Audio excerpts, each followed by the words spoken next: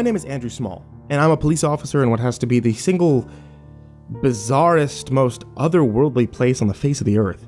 A small town in the middle of nowhere called Junction Falls. Here are a few of our strangest cases.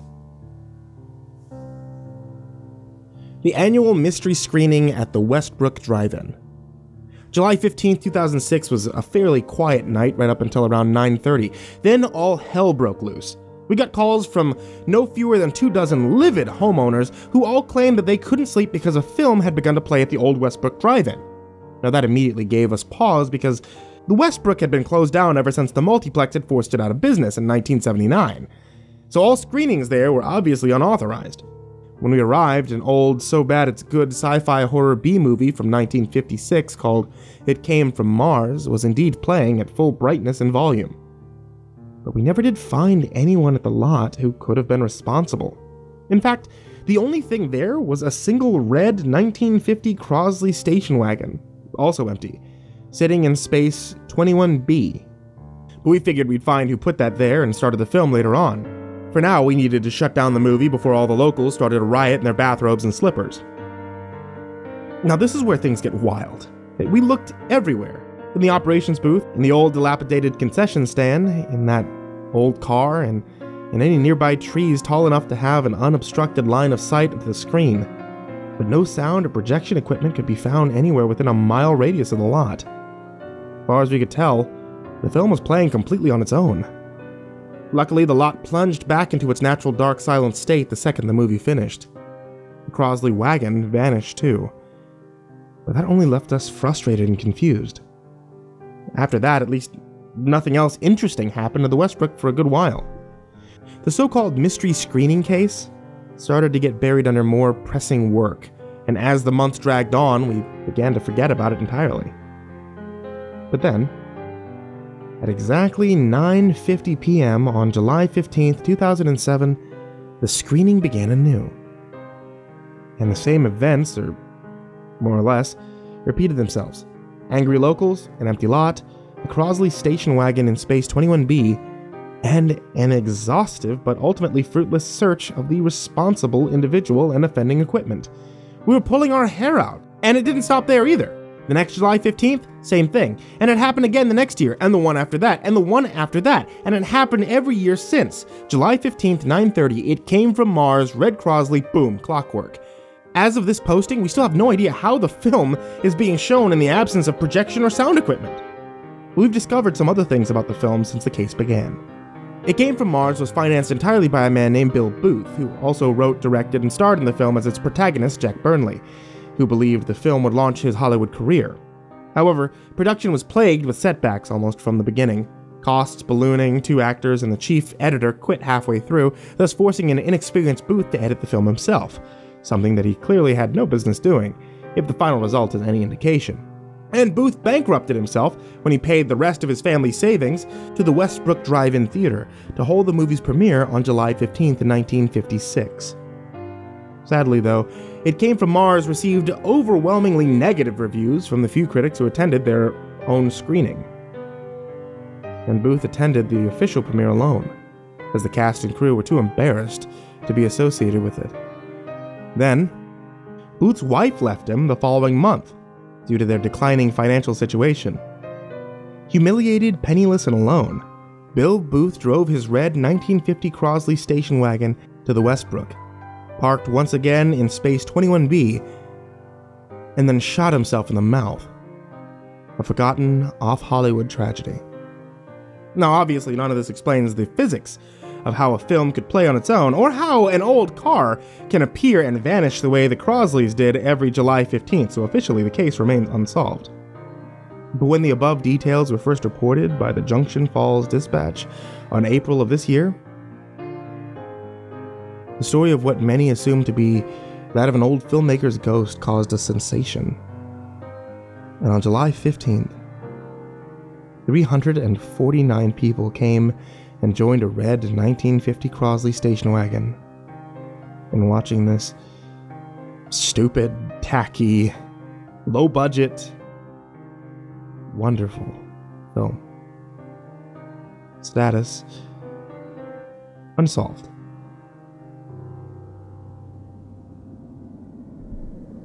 the Screaming House. Well, before I joined the JFPD in 2005, a large, abandoned two-story house in the Shelby neighborhood had already carved out for itself a rather macabre reputation. You see, at random times during the night, you can hear shrill and desperate screams and cries for help, seemingly coming from a woman trapped inside.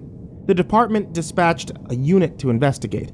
Bizarrely, though, the officers were unable to locate the trapped woman because the screams themselves always seemed to be coming from a part of the house that nobody was in or near.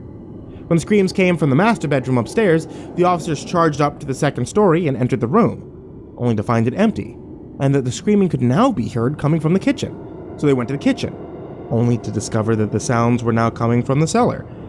And when they went to the cellar, they realized they could hear it once again coming from the vicinity of the master bedroom. No matter where they were, the screams and cries were always coming from someplace else. Eventually, they called for backup, but even with each room covered by an officer, the team couldn't find the source, isolate the screams, or even reach a consensus as to where it was coming from. They never did find that woman either, and each of the 6 men and 3 women who were there suffered at least moderate psychological damage as a result of the experience. As for the hows and whys, the leading official theory, at least, in regards of the bouncing sound phenomena, is that there is some subtle trick of architecture. One that's wreaking havoc on the acoustics inside the structure. Not sure if anyone buys that, but at least they're trying.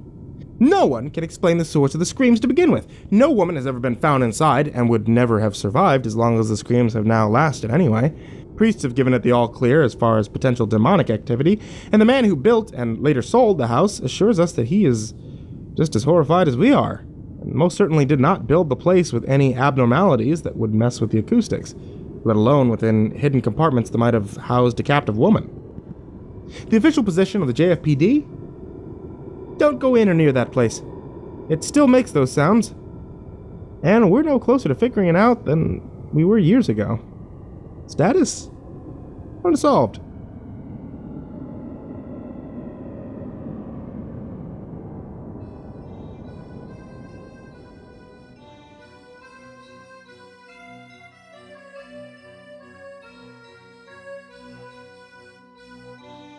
Mr. Mystery's Traveling Circus and Extravaganza. Sometimes we'll have 2 cases that end up being connected down the road by a single cause and solution. This particular time, the 2 cases were 1, a string of disappearances affecting the local homeless population, and 2, reports of, and I'm not kidding here, a clown that allegedly attempted to lure people into the woods. For obvious reasons, we took the former case far more seriously. But then, a few weeks into the investigation, a local business owner came by the precinct and delivered to us the previous night's security camera footage, which showed a drugged-up homeless man being led off into the woods by, you guessed it, a post-vaudeville jester with a ruffled collar and a skip in his step. Eventually, we traced this particular vanishing to a small shack in the woods beyond the outskirts of town and kicked in the door to find a scene of spectacular and breathtaking brutality. All 6 of the homeless men who'd been reported missing, including the ones from the footage, were not only dead, but mutilated, burnt, twisted, hairless, and diseased, disfigured. They had all been experimented on, too. One man had all his limbs amputated, and one of which could be found sewn to the back and sides of 4 other men who had, like him, died of infections. The last man was intact, and then some.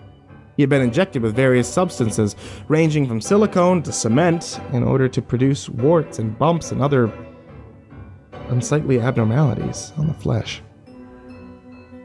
We found the clown, too, who ended up being an unstable lunatic named Terry Bird, and who claimed that he was working on behalf of someone known as the Ringmaster. Well, when pressed for further information, Terry claimed he didn't know the Ringmaster's identity, but he was familiar with his plans. Oddly enough, the Ringmaster wanted only to create and host a classic touring carnival called Mr. Mystery's Traveling Circus and Extravaganza, and of course, no good carnival would be complete without a genuine freak show. Terry alleged the Ringmaster had enlisted his help to find some willing or unwilling volunteers, as he put it. Terry got a life sentence without parole, and we kept up our search for this Ringmaster, but never did find him. And about a year after our own homeless incident, the nearby towns of Doolittle and Crosby Springs reported that their homeless men were being abducted too. We did what we could to help, even going so far as to offer Terry a plea deal for information on the ringmaster. But he simply laughed, punched him in the face, got a week's leave, and said that he quite liked his cell. It's cozy. And as for posting, any information on the ringmaster will yield a $10,000 reward. Status, partially solved. Perpetrator at large.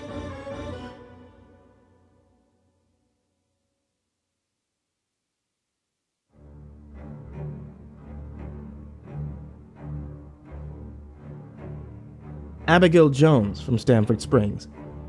About 10 or 12 miles southeast of Junction Falls near the hiking trails, you'll find an old ghost town called Stanford Springs. Now, I'm no expert on it, and I'm sure the local rangers and tour guides could fill you in if you're interested, but from what I understand, it used to be a tiny little late 19th century community in its heyday that featured a small general store, a clinic, a church, and 12 or 13 houses. Inside the buildings, you'll see all the original furniture, too. Some clothes and closets, toys in the children's room, small animal bones in the barns and coops, and various other indications that the town was both lived in and abandoned in a hurry. It's eerie and creepy and totally cool. And for obvious reasons, it's a popular spot for Halloween hikes and other I dare you type excursions.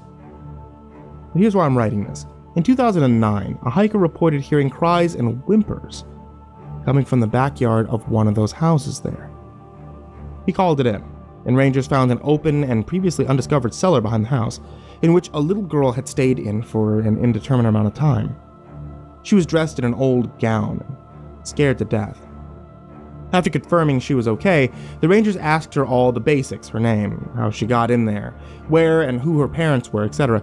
The girl said her name was Abigail, that her parents owned the house above, and that they'd put her there and gone back inside to get the rest of the children.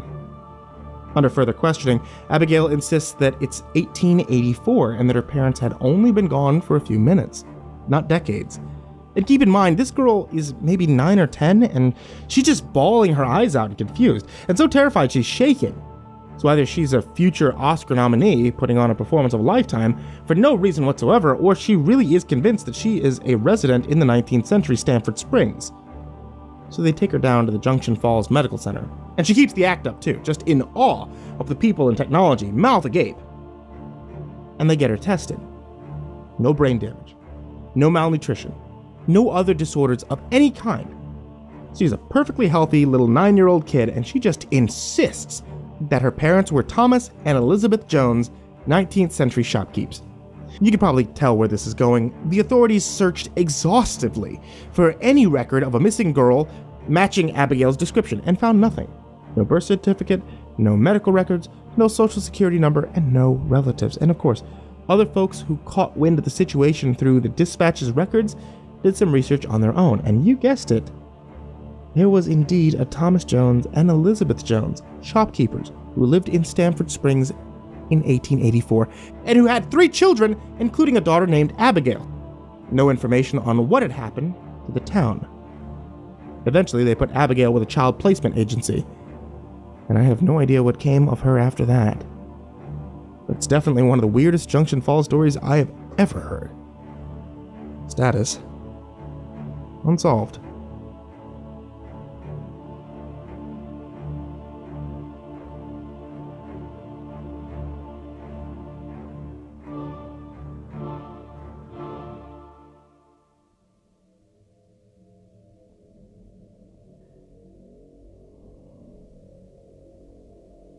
Ranjit Singh, explorer of the sewers. Beyond and beneath the standard subsurface level routinely accessed by maintenance crews, the Junction Falls sewer more closely resembled the catacombs of Paris or Odessa than any functioning sewer system. It's just a labyrinth of tunnels that plunge deep into the earth and stretch on for miles and miles and miles, twisting and turning and circling back around and getting hopelessly tangled. It is a far, far larger network than would ever be remotely necessary to accommodate a town this size, and makes no sense at all from an engineering perspective. In addition, nobody knows how big they are, how old they are. Ancient, we presume, at the deepest levels. What lies within them, who contributed to their construction, or when or why, or how it's laid out. The department has been slowly piecing together a map, but But even the most optimistic estimates put our progress at or near 25%. It's almost certainly closer to 12 or 15. So for obvious reasons, we dread when missing person cases involve the sewers. But luckily, between 2006 and 2014, we had Ranjit Singh. Now, Ranjit was a Junction Falls legend, and an experienced spelunker and outdoorsman who took it upon himself to explore the deep sewers in depth, uncover their secrets, and not only lend his knowledge and help to the force whenever asked, but to document his findings for both his, now removed, blog and the Dispatch. Among the most insane things he's encountered and recorded are Pipetown. I've actually been to this one, but it's one of the most popular stories, so I'll add it in here anyway. It's a makeshift tent city of cavernous sewer chambers beneath the North Side projects. That was built by and for the city's disproportionately large population of addicts, vagabonds, and at-large criminals. Pipetown has all the cozy trappings of a third-world back-alley slum, too. Tents and shacks, cardboard, aluminum sheets, drum barrel fires, human waste, illegal gambling and prostitution rings, arms trafficking, and so much drugs and related paraphernalia, hence the name. It's lawless, unorganized, filthy, dystopian swamp, and it is one of the saddest things I've ever seen. Large portion of sewer-related disappearances either end in or in some way involve Pipetown and or its residents. The Dog Man. Now, in a deep corner of the tunnels, only ever accessed by Singh and his camera, Ranjit ran across a naked man with the head of a pointer dog. Yeah. Luckily, the Dog Man is harmless, from what we can tell. In the video Singh took, he's clearly aware of Ranjit's presence, but he didn't seem the least bit alarmed by it, made no effort to interact with him at all. Singh claimed that he had seen the creature frequently down there and that it never did anything other than sleep, sit in a corner, stare at you, or prance around on all fours, human limbs. The JFPD's official advice is to not feed or interact with the Dog Man in any way. Clearly, it's getting along just fine without us, and has no intention of causing harm, so there's no need to upset the balance. The door. An old wooden door built into the side of the tunnel. You'll never find in the same place twice. Ranjit is actually not the only person who's reported the door, nor is he the first, although he's the only one to have successfully recorded it. Since it can pop up in the more accessible near-surface tunnels just as easily and just as frequently as it appears in the darkest, deepest depths of the sewers. As is the case with almost everything in the sewers, though, no one knows who built the door, what its nature or purpose is, the extent of its abilities or properties, or how it vanishes and reappears the way it does. The only thing we do know about it, definitively, and other than the fact that it moves around, is that those who enter it tend to vanish without a trace. In 2013, Ranjit became the first person to find someone who'd been rumored to have disappeared through the door. Sadly, the poor girl had been dead for some time. He found her corpse months and months after her disappearance case had been shelved, and in a part of the sewer that no one could have possibly predicted that she'd end up in, given where she'd entered. As far as we can tell from the photos, she entered the door, and an indeterminate amount of time later, found herself in a forgotten tunnel where she starved to death. Lost. And alone. Horrible way to go. The clock room. Literally just a room full of clocks and other timekeeping devices. Cuckoo clocks, standard wall clocks, wrist watches, digital alarm clocks. You'll even find some egg timers there, as well as hourglasses and gorgeous grandfather clocks in the back corner. Singh recorded it all. The room's too far from the nearest sewer access point to be easily explained as to where some above-ground clock enthusiast stashed his or her collection. Still have no idea what to make of this one. The Stalker Stash. This one we actually did have to respond to, and luckily it was close enough to the surface that it didn't take a lot of effort to reach. But the reason it was that easy to access is because the stash wasn't paranormal or alien or otherworldly in nature at all. It was just a small little closet-like room, not far from Pipetown, filled and covered with pictures of an underage local girl named Emily Fisher, 12 at the time, although some of the pictures were of her when she was even younger than that. All the photos were clearly taken from bushes, trees, cars, or other places where she wouldn't spot the photographer, and therefore were taken without her knowledge or consent. Some were of her in class, others were of her on the way to and from school, others were of her on the bus, in her bedroom, from across the street, across the restaurant, at the pool, at friends' houses, and countless others. There were several there of her in various states of undress that I'll not go into here or anywhere else, and others still where she was happy, in the company of loved ones at what appeared to be a big party or a family reunion. Those were some of the most disturbing, not only because they were what appeared to be the most recent shots, but because if the photographer was now bold enough to take pictures of her when she was right next to the family and friends, he was probably bold enough to make a physical move against her in the very near future. So we called in our findings and some units dispatched to the Fisher house to explain the situation to protect Emily. Meanwhile, my partner and I hid around the corner and waited until the photographer arrived. Turns out he was none other than a serial violent sex offender named Davis T.S. James, who we're not aware had been released on bail while awaiting trial on another case, and who had come to Junction Falls to do his business. Needless to say, we arrested him on the spot.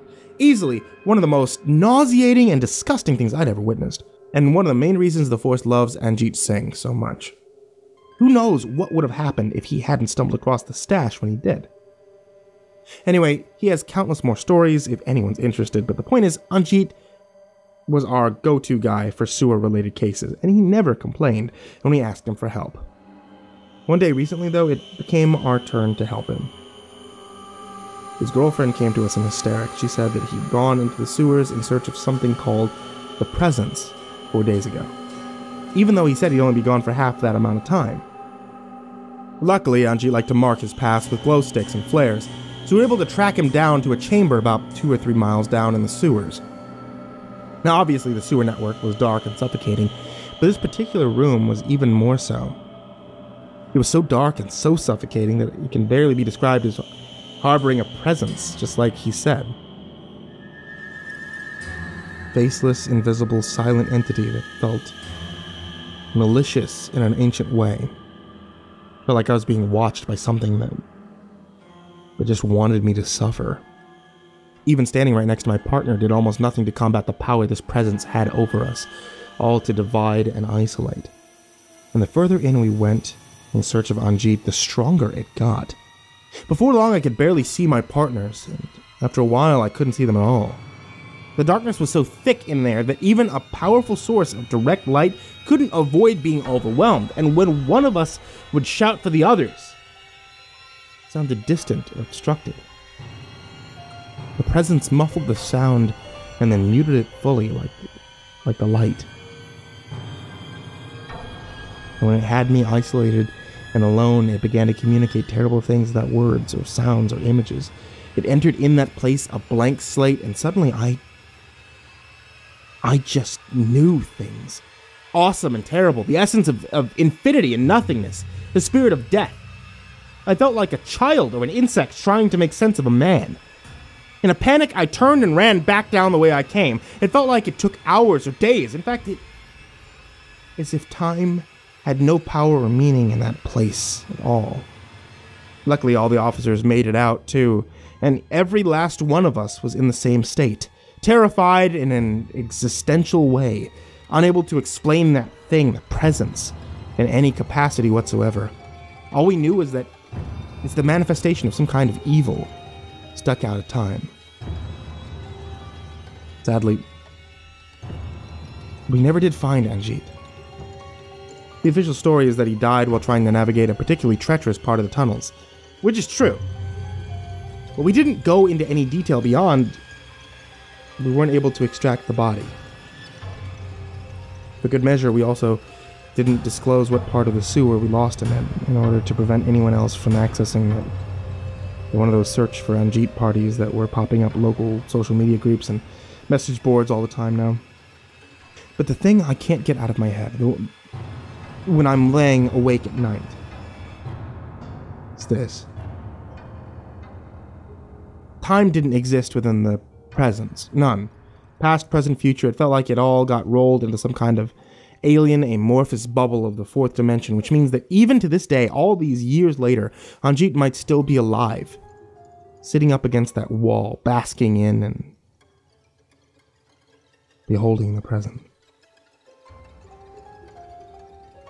Lost forever in the deep. Status solved?